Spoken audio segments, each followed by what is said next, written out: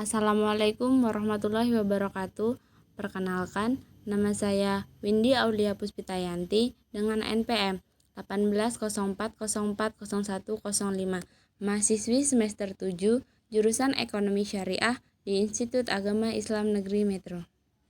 Video ini dibuat untuk memenuhi tugas UTS pada MK Manajemen Perusahaan.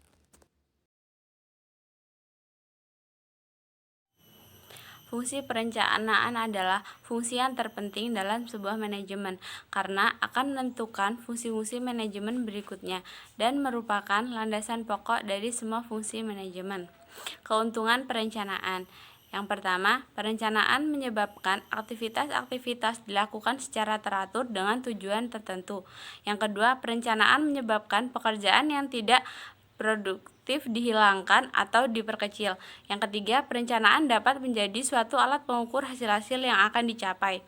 Yang keempat, perencanaan memberikan suatu landasan pokok untuk fungsi-fungsi lainnya, terutama fungsi pengawasan. Adapun kelemahan dari sebuah perencanaan.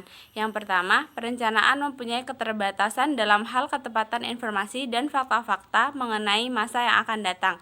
Perencanaan memerlukan biaya yang cukup banyak. Selanjutnya, perencanaan memiliki hambatan psikologis. Perencanaan menyumbat atau menghambat timbulnya inisiatif. Dan yang terakhir, perencanaan menyebabkan terhambatnya tindakan-tindakan yang perlu diambil.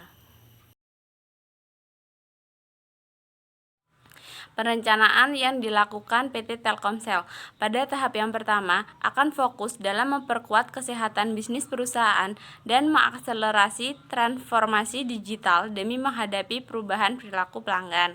Tahap yang kedua, pada tahun ini, pengembangan solusi lot Telkomsel akan difokuskan pada sektor utilitas transportasi dan logistik.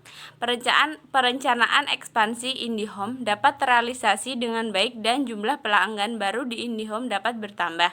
Telkomsel juga memberikan kinerja yang cukup baik meski dihadapkan pada kondisi bisnis yang dinamis. Hal ini tidak lepas dari kebijakan perusahaan untuk fokus pada lini bisnis yang memiliki portabilitas lebih tinggi. Tahap yang ketiga, Telkomsel terus membangun infrastruktur telekomunikasi sehingga memberikan kemudahan untuk mendukung aktivitas bisnis dan memastikan layanan terbaik bagi pelanggan. Sehingga pihaknya berharap akan semakin banyak rumah tangga yang dapat menjangkau dan mengakses layanan internet dan konten berkualitas tinggi. Hambatan yang dialami dan menantang adalah adanya pandemi yang tentunya berdampak terhadap makroekonomi dan menurunnya daya beli masyarakat.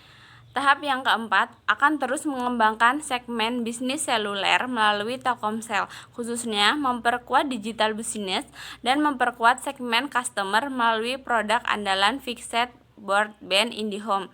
Selain itu, sejumlah rencana bisnis baru juga tengah dipersiapkan Telkomsel, yaitu meliputi pengembangan konektivitas dan Platinum Internet of Things atau LOT juga memiliki rencana untuk menambah satelit baru.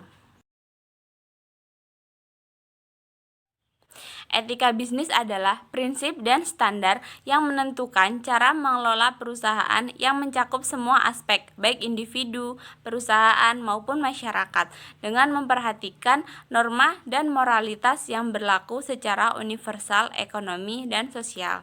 Sedangkan tanggung jawab sosial adalah tanggung jawab sosial perusahaan, biasa juga disebut dengan Corporate Social Responsibility atau CSR, adalah suatu mekanisme sebuah perusahaan untuk secara sadar mengintegrasikan perhatiannya terhadap lingkungan sosial ke dalam operasi dan interaksinya dengan stakeholder yang melampaui tanggung jawab sosial, khususnya di bidang hukum.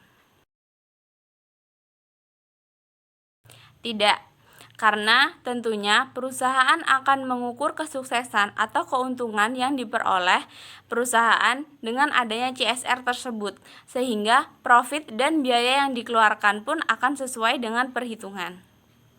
Mungkin cukup itu saja yang dapat saya sampaikan. Saya akhiri. Wassalamualaikum warahmatullahi wabarakatuh.